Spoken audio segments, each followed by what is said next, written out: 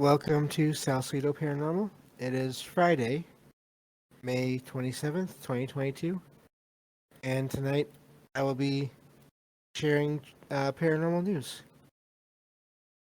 Thank you all for being here. I see you there in the stream listening. Thank you, Derek. And then thank you all for listening to the podcast and YouTube feeds as well. And to find all of the episodes of the show, along with links to social media, ways to donate, and ways to contact me, you can visit the podcast page, which is salcidoparanormal.podbean.com. That's SALSIDO paranormal at podbean.com. Always happy to hear from you all, whether you have comments or questions or topic suggestions, or if you have stories of paranormal experiences, whether they're your own experiences or others that you trust. Always happy to either read those on the show or have you join me on the show. Um, so let's see here. I believe that covers everything for now. And I'll get on to the news stories here. So let's see here. I'll put the first one in chat. And I'll always include these in the episode description as well.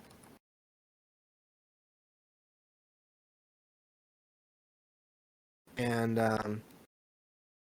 this is called. This article is from Medium. Oh wait, no, I'm sorry. Historyofyesterday.com. There's two different sources here, but historyofyesterday.com is the website anyway. And this says Wonder of the World. And I'm not sure how you say that name, but there's a name there with sacrificial pits, which I believe they mean depressions in the ground. So apparently there are two of these complexes of these pits that were unearthed 34 years ago. And let's see here. Apparently these have been found over the years, going back 30 some years. And let's see here. But there's still more being discovered. And this is in northwest. I'm sorry. Looks like this is in China, I believe, around the area. Let's see here. So I'm just looking into this article here. These the remains of these pits cover 12 square kilometers, and let's see here. These are from a kingdom that lasted, the Shu Kingdom. I'm not sure how you say that exactly, which lasted at least 4,800 years. Wow. And then at least over 2,000 years as well. There's the timeline basically they're talking about there. And let's see here. This the first discoveries in this area started in the late 1920s when a farmer discovered jade ware while digging a ditch. Basically he started unearthing these artifacts from a society that's between 3,000 to 5,000 years old, and it's basically been excavated over the decades since then. Looks like a lot in the 80s. So, let me see here. So apparently these pits, because of their all the items, it says there were thousands of unique items found in these pits. And so that's how it gained the name at the time of the eighth wonder of the world. And excavation and research in this area continues, even to 2019 and 2020. And so I'm guessing they're still finding things. So let's see here. Now these pits, apparently they don't have remains in them of people. They have just items so far as I'm seeing this article.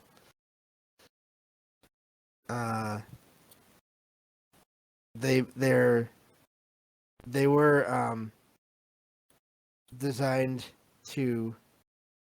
Okay, so they're saying maybe there was no remains in there because um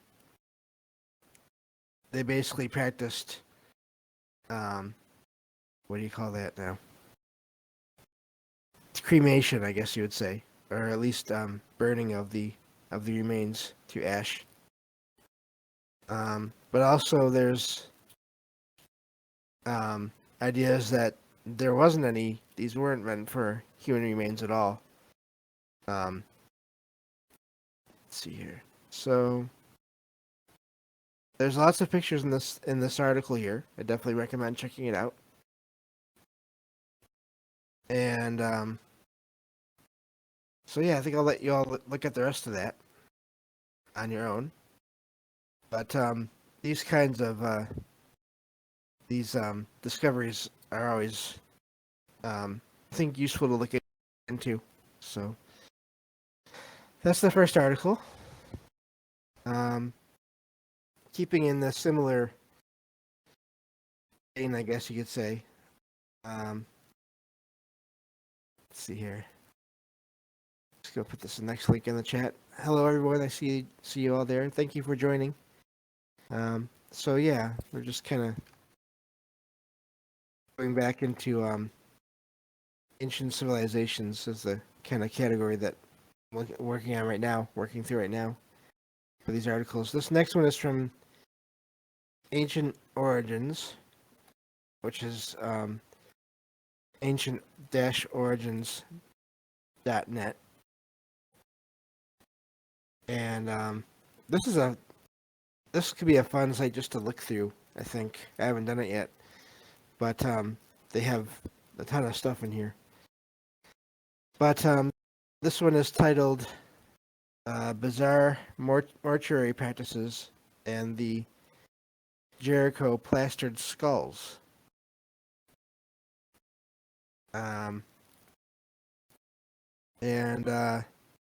This city is located in the Palestinian West Bank near the Jordan River, about 55 kilometers or 34 miles from Jerusalem.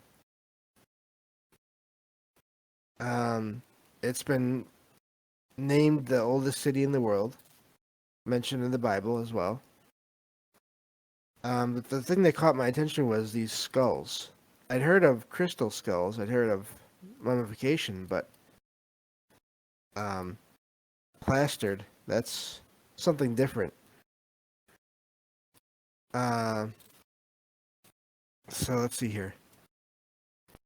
Archaeologists, it says, have unearthed remains of more than 20 successive settlements in Jericho, the first dating back to around 10,000 BC. So basically making it one of the oldest inhabited sites on the planet. And this is in the Fertile Crescent area. Let's see here. So, it's going into this more here. It has more links to other articles. So, just trying to get to the part about the skulls here. It's talking more about the area and the development of the settlements over time. But let's see here.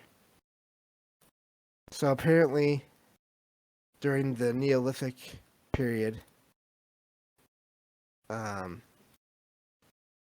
there were the deceased were placed under the floors of homes, and apparently also at this point started using plaster on these skulls. They're removed after the burial, I guess, or at some point after the burial, and they were covered in plaster in order to create very lifelike faces or death masks. And let's see here, including various other items, including shells that were used for eyes and paint to imitate hair and mustaches. So there goes into more detail here, but it's almost, they call them death masks in a way, but also it's kind of, it is the actual, it's not just a mask, it's the actual skulls of the individuals. So it goes into more detail about this here, into stuff I'm not really, don't feel qualified to get into, but it mentions other areas where this is done in that area. So just a unique practice I'd never heard of before. So I wanted to share that today in the stream. So let's see here. Going a little bit away from the, let's see here. Did I put these out of order? I may have put these out of order. Let's just check on something real quick.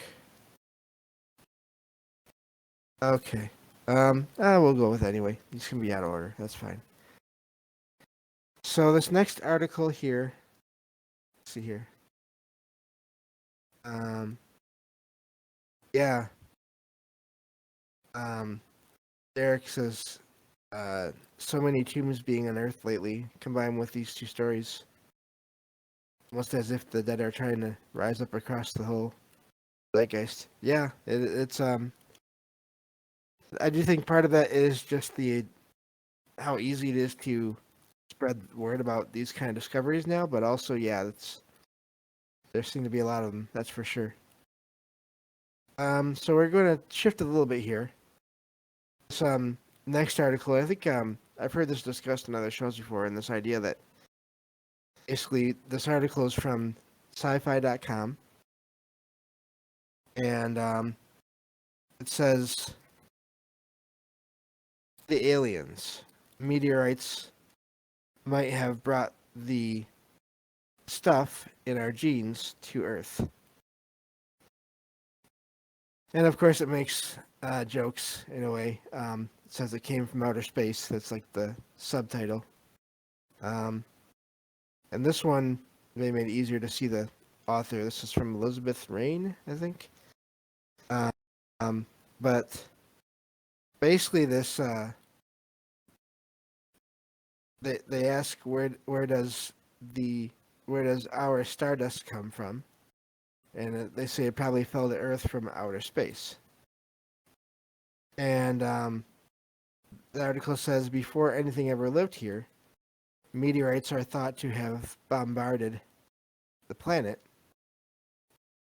And let's see here. They mentioned the way that this has been shown in movies.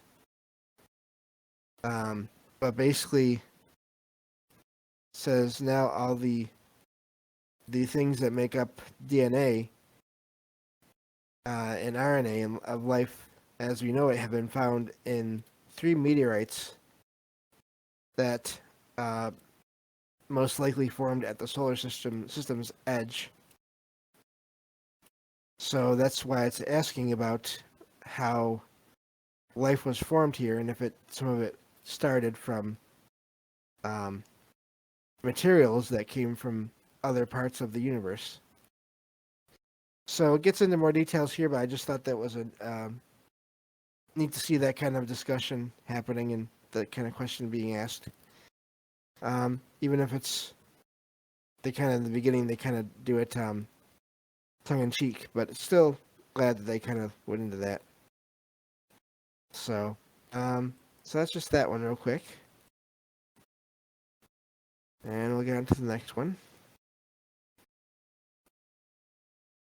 Let's see here.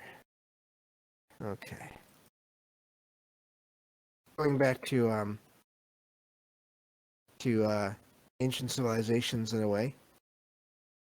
This is from another one from ancient-origins.net.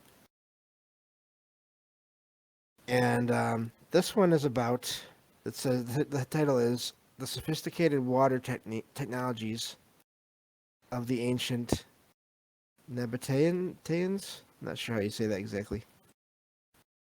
But these people were ancient Semitic people, going back to 586 BC, who lived in northern Arabia and southern Levant.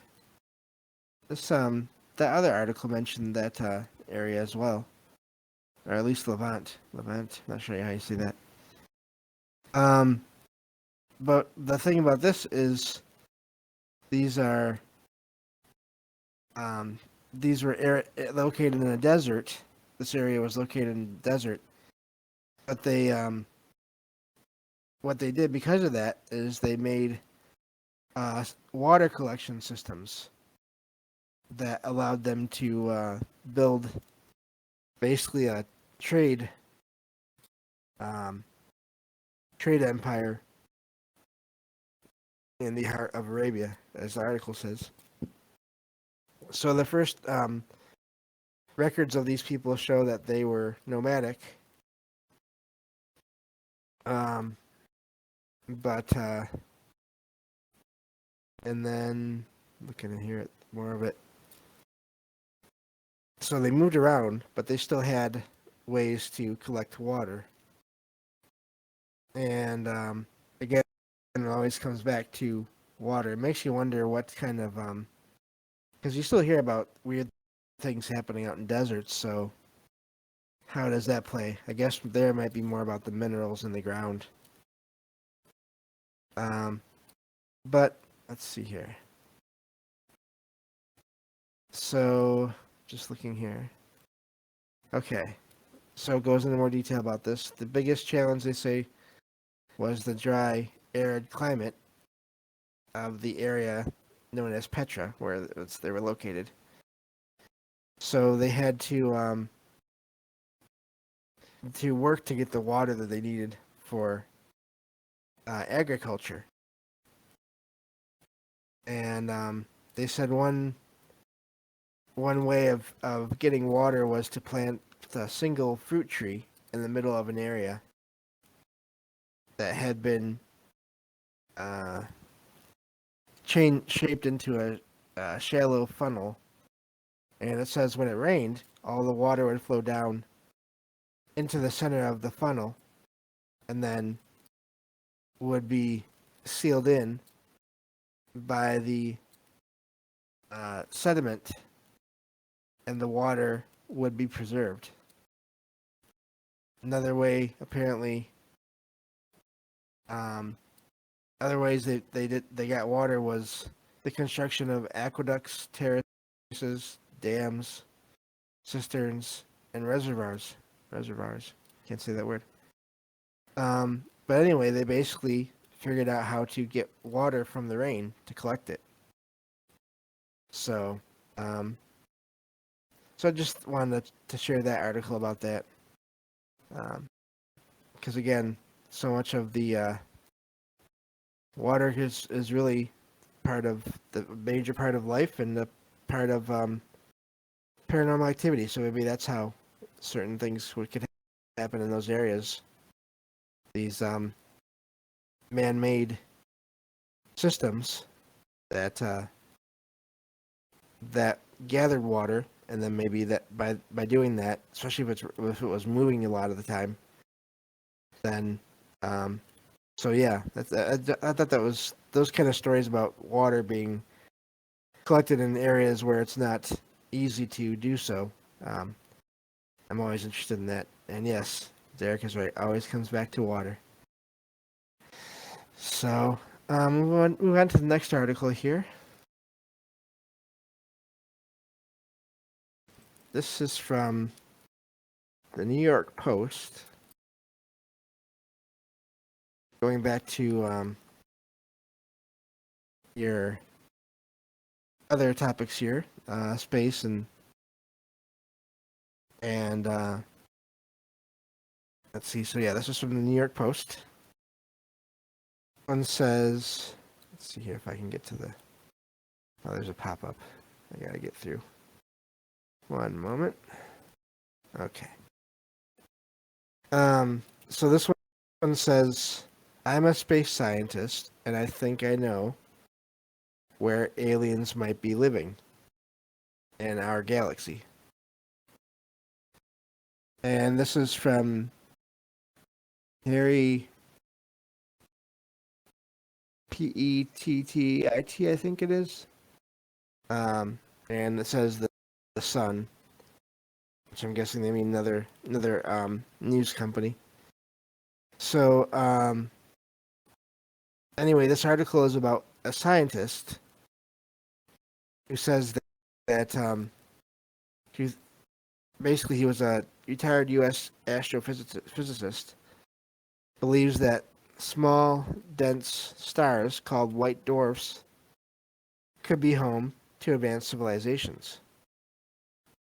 And put out a paper recently saying that,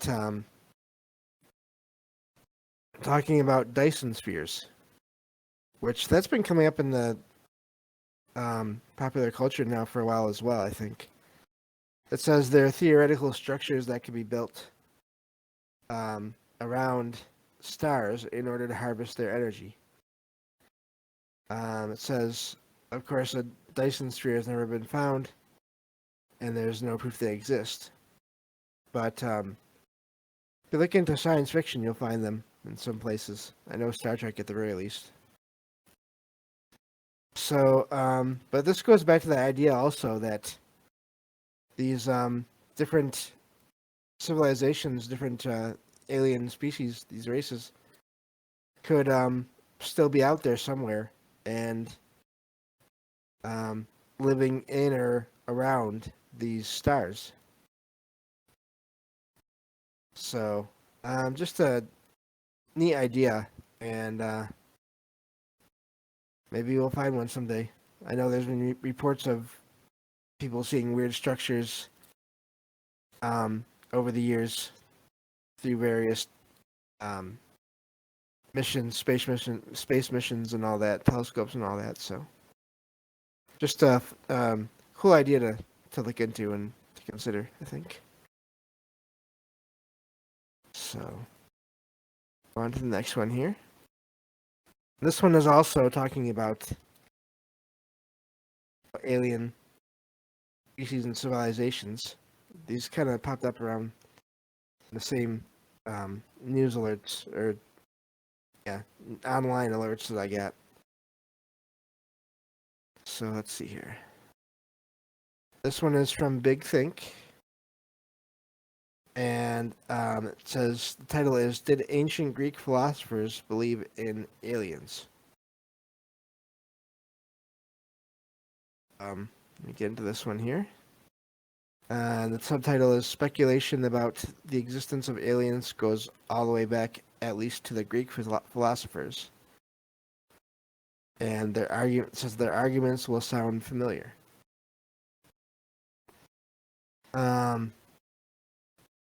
Let's see here.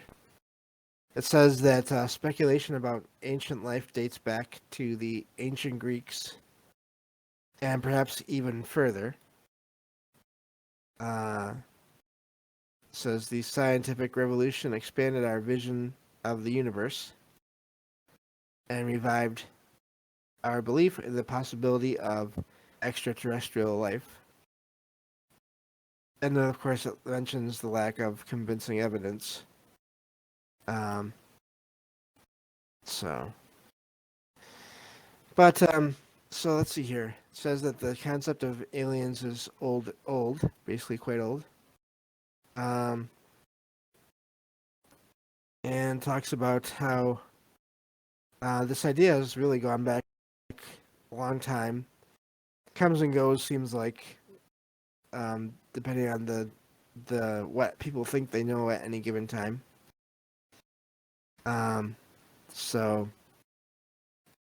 but it says that in the past, it also mentions in the past that people were persecuted, and both, I guess, prosecuted in a way, for thinking differently. And this was true even in ancient Greece. Says that when the philosopher, oh boy, Anaxagoras, hopefully I said that right, sought to provide scientific explanations for apparently supernatural events like eclipses and rainbows. Okay. He suggested that the moon is not a god, but a great rock, and the sun is a hot rock. That says he was arrested and sentenced to death. Luckily, he was just banished instead of killed, thanks to his friends. But let's see here. Just the idea that people way back when were thinking about these things that we think about now, and we think that we're... You hear about all these ideas about aliens possibly existing, and I think some people may if they haven't really looked into this a lot, which I haven't, and I didn't know about this for sure anyway until this article. But that the idea is that this belief, or this idea of the possibility of there being aliens as being a new thing, apparently it was not. So, it goes into more detail about this, but I'll let you all read the rest of it. And so yeah, I thought that was a fun thing to look into. And it's always good to see that some of these ideas go way back in time.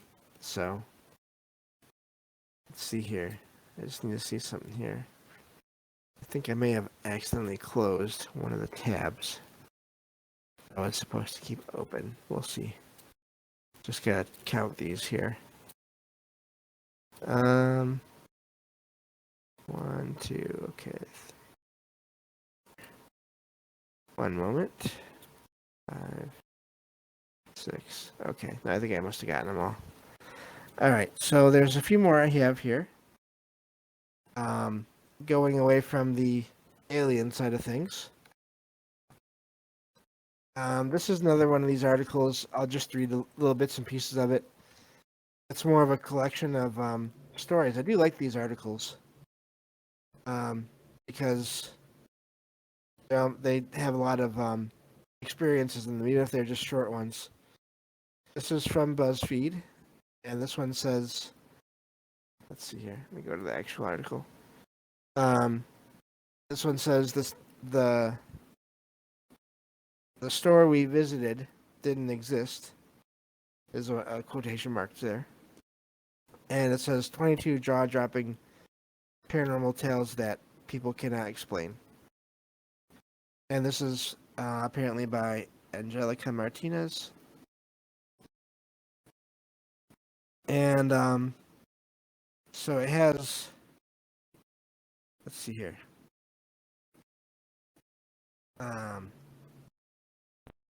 Let's see. Okay. So it has all these stories here. And let me see what the first one says. Okay. So the first one says, yeah, reverse the colors. Okay, there we go. First one goes, growing up, people always told me that they saw me at different places in town when I hadn't been there. When I was in high school, I took vocational classes at secondary school. One day I was waiting for the bus to leave the school after my last class, and a teacher I'd never met ran up to me and said my name uh, you need to come back to class. I didn't know her, and I'd never been in her class. According to her, I had been missing for the last few sessions. I tried to explain, but she seemed to know who I was, so she took me to the office, thinking I was trying to ditch class. In the office, I told the clerk my name, and sure enough, I was in that broadcasting class. So, it goes into a little more detail with that one there, but says I was registered under my stepdad's name. I do go by it sometimes, but it's a relatively unique name. So it's not like there would have been a random person that looks just like me in her class and had the same name. Turns out I, in quotation marks, had been in her class for the entire semester until I mysteriously stopped showing up. I had turned in work and everything. It even had my signature on it.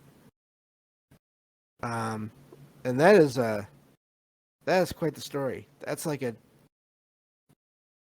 doppelganger slash parallel, I don't know, universes blending or something. That's see, I hadn't really read these, so that surprised me. But anyway, that's a quick look into that article. There's other stories in there. I may check them all out later on myself, actually. So we can leave that one there. I have another similar article, and this one is. It's an amazing thing. You can find these articles really easily by just setting up alerts for these things. And this is from, let me see here, the paradise.ng. I guess that's basically it. Paradise is the name of the website. And this one says, people are sharing their paranormal experiences they can't explain, and I am thoroughly spooked. And doesn't really have an author name on this article. So let's see here. This one has shorter stories. I want to read this one I saw here earlier. This is a quick one. These are all quick ones. They're basically, I think they're like, just taken from different social media. This one says, my best friend and I found a store that didn't exist. We returned 2 weeks later, and it was gone. Not just the shop, but the physical store. The doorway no longer existed. It just wasn't there. So that's one of them.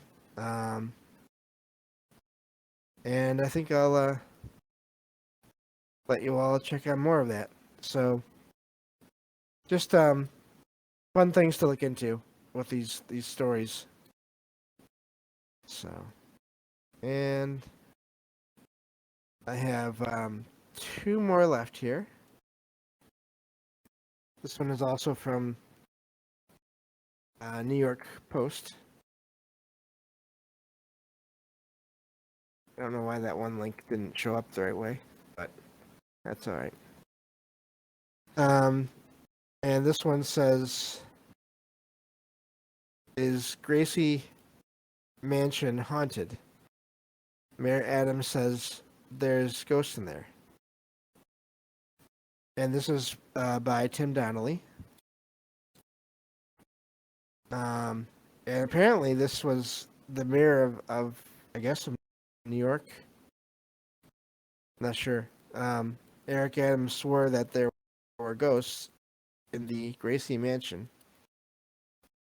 Let's see here. So, let's see here.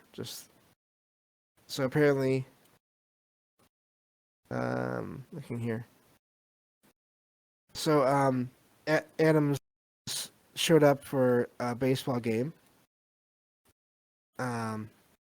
And he mentioned that Gracie Mansion is haunted. And he says, "I don't care what anyone says. There are ghosts in there."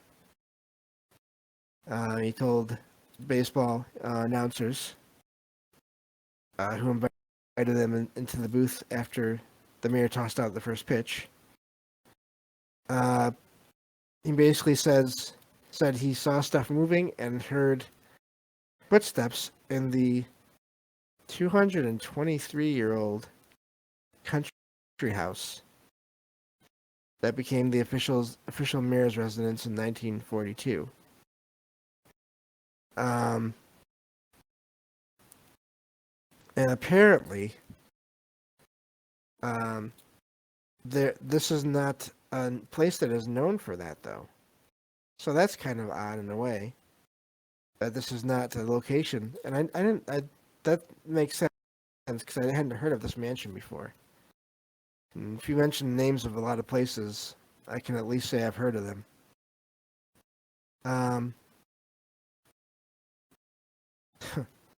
So there's a little bit of strong words in this article here from people saying that they hadn't heard of any weird things happening there. But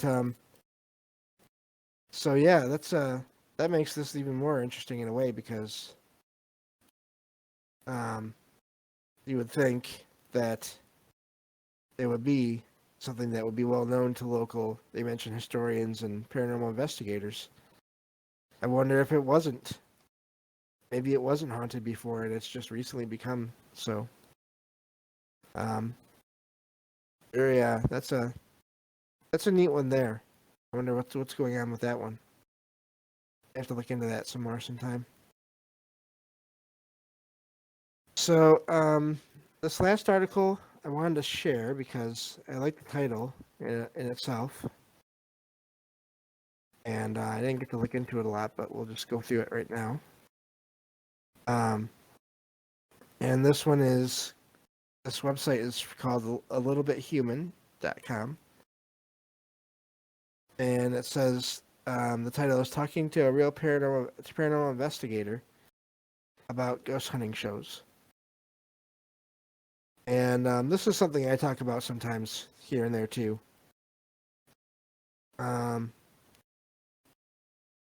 So it talks about how these paranormal investigation shows have held on to their popularity for a long time because whether you believe it or not, they're fun to watch. But also, as fun as they are, it says they are the most true-to-life depiction of the actual work of paranormal investigators. And it mentions that paranormal investigators do exist. And it mentions whether you believe it or not in anything paranormal.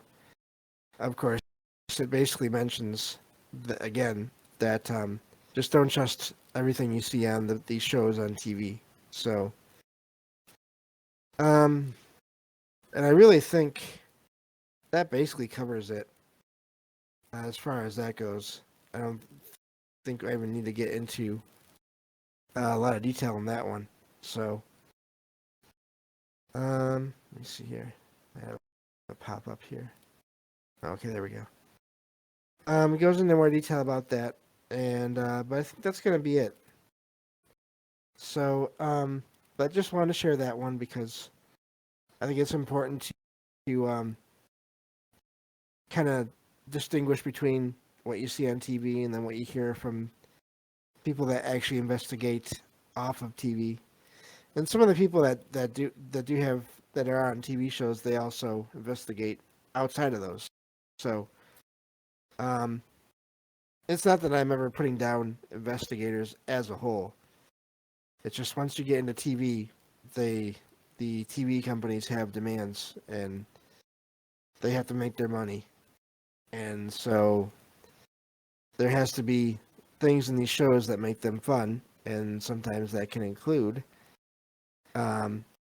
events that didn't happen the way that they appear to have happened in the show, and or evidence similar things. So just wanted to throw that in for the last one. But that's going to do it for today. So thank you all for listening. And I'll be back on Monday with more paranormal news.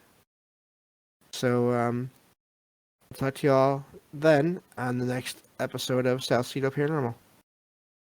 Take care, everyone.